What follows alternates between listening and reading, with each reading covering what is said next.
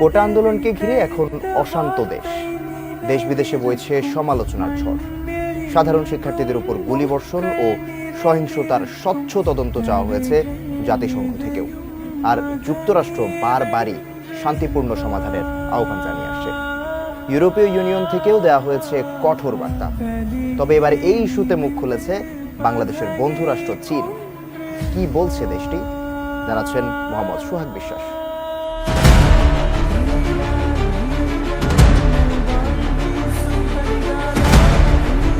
বাংলাদেশে কোটা সংস্কার আন্দোলনকে কেন্দ্র করে প্রাণহানি ও সহিংসতার ঘটনায় উদ্বেগ জানিয়েছে বিভিন্ন দেশ ও আন্তর্জাতিক সংস্থা।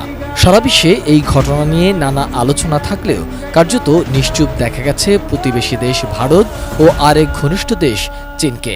এত সহিংসতা ও প্রাণহানিতে অন্যান্য দেশ নানামুখী বিবৃতি দিলেও এই দুই দেশ শুরু থেকে বলে আসছে এটি দেশের অভ্যন্তরীণ বিষয়। অবশ্য ভারত চীনের বৈরিতে থাকলেও দুই দেশের সাথেই বন্ধুত্বপূর্ণ সম্পর্ক রয়েছে বাংলাদেশের।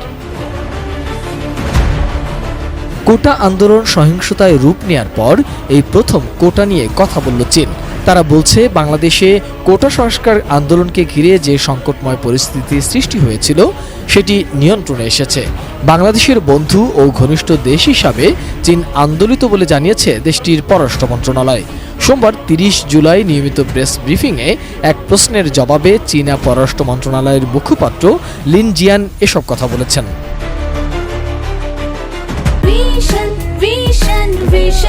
100% কপার কন্ডেন্সারে তৈরি ভিশন ফ্রিজ, তাই গুণে মানে অটুট থাকে বছরের পর বছর। লিন জিয়ান আরও বলেন, বাংলাদেশের পরিস্থিতি নিয়ন্ত্রণে এসেছে, সামাজিক শৃঙ্খলা আবার শুরু হয়েছে।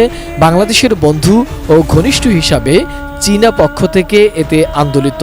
তিনি আরও বলেন, চীন ও বাংলাদেশ ব্যাপক সহযোগিতামূলক কৌশলগত অংশীদার। প্রধানমন্ত্রী শেখ হাসিনার চীন সফরের সময় দুই দেশের নেতাদের মধ্যে যে গুরুত্বপূর্ণ সাধারণ সমঝোতা হয়েছিল, দুই দেশের মধ্যে ব্যাপক সহযোগিতামূলক কৌশলগত অংশীদারিত্বকে আরও গভীর করতে এবং দুই দেশের জনগণকে আরও সুবিধা দিতে চীন বাংলাদেশের সঙ্গে কাজ করতে প্রস্তুত বলেও জানানো হয়।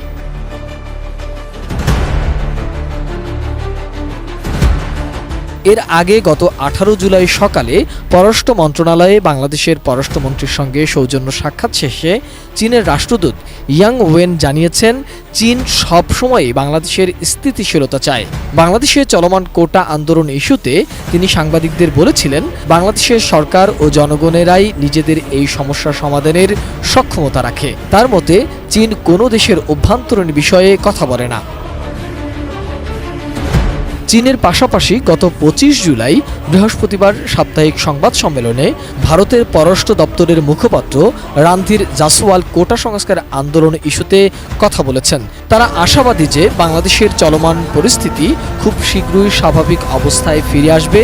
চীন, ভারত ছাড়াও বাংলাদেশের সহিংসতা নিয়ে বিভিন্ন সময়ে বার্তা দিয়েছে বিভিন্ন দেশ ও আন্তর্জাতিক সংস্থাগুলো। মোহাম্মদ সোহাগ বিশ্বাস, এটিএন নিউজ, ঢাকা।